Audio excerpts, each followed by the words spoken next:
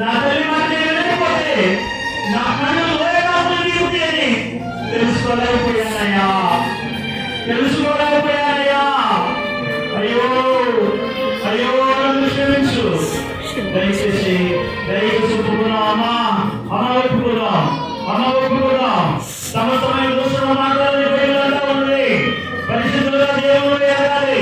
పవిత్రత కలిగిన వారుగా దేవుని ఆరాధించాలి. పరిశుద్ధులతో దేవుని సేవించాలి. పాపాలు కూడి వదిలిపెట్టడం వల్ల నీకే మేలు, నీ కుటుంబానికి మేలు, నీ బిడ్డలకు మేలు, నీకు మేలు కావాలని నీ పాపలు దోషాలు కావడం లేదంటే నువ్వు అనేక వ్యాధులు కూడా వెళ్తా ఉన్నావు, అనేక నష్టాలు కూడా పోతా ఉన్నావు, ఎన్నో శ్రమలు నీ కుటుంబంలో ఉన్నాయి.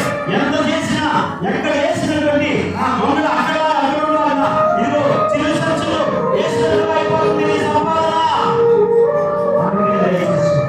దేవునికి విరోధమైన పాపం నీ బ్రతుకులో ఉంటే లేదని చెబితే పాపం చేసిన వాడు అవుతావు. లేదని చెబితే పాపం చేసిన వాడు అవుతావు. దేవుని అబద్ధికుడిగా చేసిన వాడు అవుతాడా? ఒప్పుకో. తింటావా? అతిథుల దేవుని ఒప్పుకో. ప్రభా తింటాను, నా భార్య తింటాను, నా భర్త తింటాను, చాలా సార్లు తింటాను, అనుకున్న మాట్లాడినాను. నా తల్లి తింటాను, పెద్ద చిన్న లేకుండా తల్లి తింటాను, గౌరవం మర్యాద లేకుండా మాట్లాడకుండా. అయ్యో నేను ఆ తల్లితో చెప్పకుండా బయటికి వెళ్ళింది, అలా తెలుసుకుని బయటికి పోయింది. తల్లి మాట్లాడకుండా తన జీవితాన్ని చెప్పేసుకున్నది. సంసోను తల్లి మాట కనుక ఏలియా ఒడిలో పడింది, తన కనుగుడ్లు తేగబడ్డాయి. ఒక్కసారి దయచేసి ఆలోచించు. నువ్వు కృషించితే నీ రాజశేఖరంలో ఆగిపోయిన పరిస్థితి వస్తే ఇంకెంత భయంకరమైన పాపాలు మన జీవితంలో ఉన్నాయో దయచేసి ఈ మందిరంలో పశ్చాత్తపడాలని మనం చేస్తా ఉన్నా. ఈ మందిరంలో పశ్చాత్తపడాలని మనం చేస్తా ఉన్నా. ఈ మందిరంలో దేవుడు కన్నీరు రాసు. దయచేసి ప్రభు సన్నిధిలో అమ్మా ఎక్కడ ఇలా కీడు కనిపెట్టు, ఎక్కడో నీ తెల్ల రావట్లేదు, గౌరవ వేసుకోలేదు, ఇంకా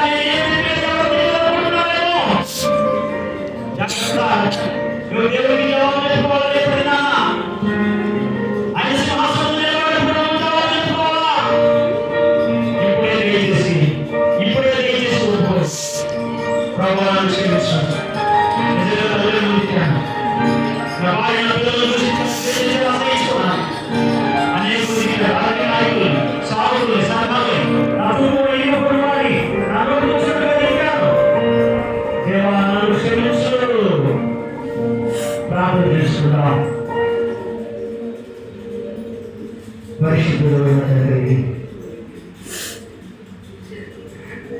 ప్రేమ కలిగిన నా యేసయ్యా, నన్ను ప్రేమించి నా బతుకు మార్చడానికి, నన్ను ప్రేమించి నా కుటుంబాన్ని బాగు చేయడానికి, నన్ను ప్రేమించి సమాజంలో గౌరవమైన విలువైన వ్యక్తిగా ఉండడానికి, నన్ను ప్రేమించి నాలో ఉన్న దోషము పాపమును తొలగించడానికి నాతో ఈ రోజు మాట్లాడిన దేవుడా నీకు వందనాలు నాయనా. నిజముగా అపొస్తలుడైన పౌలు అంటున్నాడు, పెంచుకుని హానికరని దోషకుడైనటువంటి నన్ను యేసయ్య క్షమించినాడు. తెలియక చేసింది కనుక నేను క్షమింపబడ్డాను అంటున్నాడు. అవును, ఆత్మీయ స్థితిలో దిగజారిపోయామేమో. ఆత్మీయ స్థితిలో దేవుని ఎడక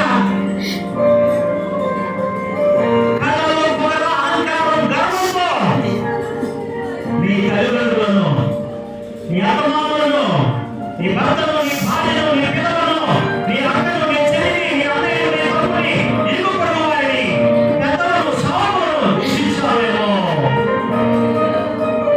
ప్రభువారు క్షమించుని. ప్రభు సన్నిధిలో బ్రతిమాలుతున్న ప్రతి బిడ్డను నా యేసయ్య ఆత్మకు తెలుసుకుని ప్రార్థన చేస్తున్నాను. నేనే యెహోవా పాపని,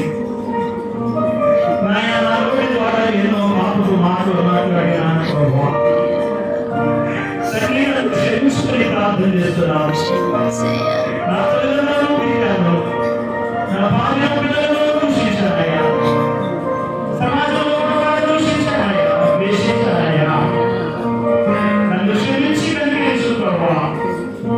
అలాగే నాయనా సంఘంలో నీ పేరు భావోషం వహించుకొని ప్రార్థన చేస్తున్నాను. దేవా, మీరు ఈ పాపంతో అలరుడు అలరిపోతూ నాకు ఇష్టం లేదయ్యా. నీకు ఇష్టం లేక నాకు ఈ మాటలు అందించారయ్యా. మమ్మల్ని క్షమించండి, కలిగించండి. సంఘాన్ని